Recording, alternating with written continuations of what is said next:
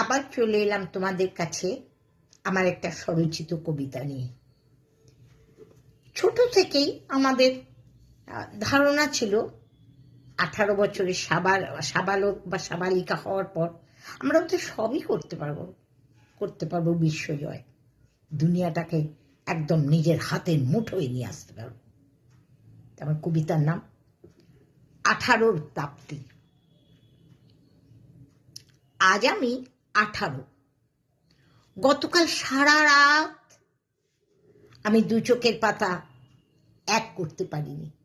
কি জানি, কোনো এক অজানা স্বপ্নের ছোঁয়ার আনন্দে কত শতই না জাল বুনেছি বিধিনিষেধের গভীর গণ্ডির বাইরে। কি কি করতে পারা যায় আর কি কি করতে পারবো তার রঙিন সুতোয় কত স্বপ্ন। আজ আমি 18। অবশেষে পেয়েছি এক ছাড়পত্র, যে ছাড়পত্রে আছে আমার প্রাপ্তবয়স্কের স্বীকার, যে ছাড়পত্রে আছে আমার ভোটদানের অধিকার, নাগরিকত্বের অধিকার। উফ, কি রোমাঞ্চ জাগে মনে, শিহরণ ওঠে প্রাণে। ভাবতে ভালো লাগে, আবার বিস্মিতও হই। আমার দেওয়া একটি ভোটে হয়তোবা ভাগ্য নির্ধারণ করবে কোনো এক রাজাধিরাজের, কোনো এক দেশ শাসনের অধিকর্তার কর্ণধারের।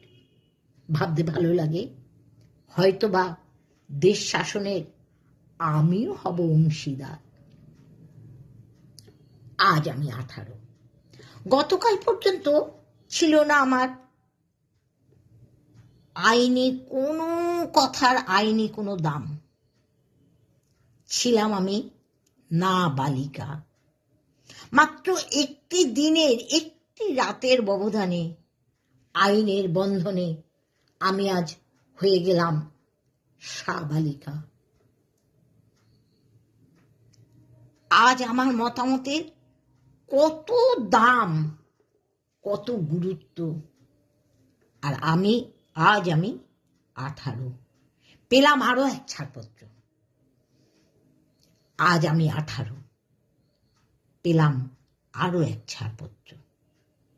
নিজের মূল্যবোধের, নিজের সত্যাসত্য বিচারের, নিজের মনের মানুষকে খুঁজে নেওয়ার।